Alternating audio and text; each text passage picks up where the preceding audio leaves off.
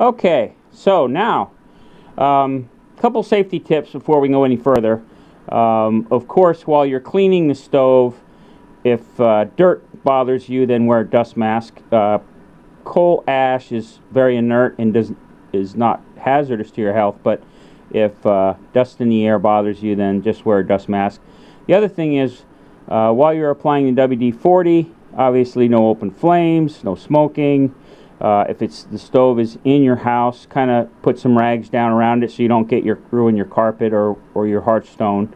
Now what I've done is I've completely sprayed and wiped down the stove with WD-40. So if you look at it, you can see it's completely coated. This won't hurt the paint, but it will help preserve it to keep it in good shape.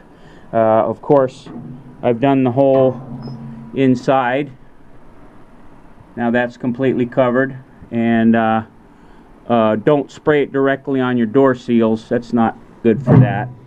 As I said, this stove's in pretty rough shape. The door is almost rotted away, but we're still making it work. But anyway, there you have it. It's nice and clean. Now we have some reassembly to do, but before we do that, we're going to take a look at what you might need to do for your fans.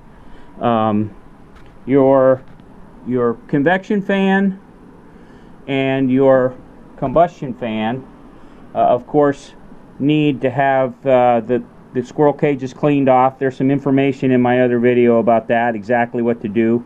The one called combustion air and the one called where are my oil holes have some tips.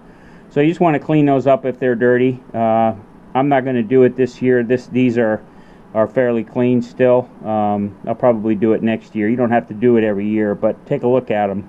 If they're getting dirty, then you need to clean them.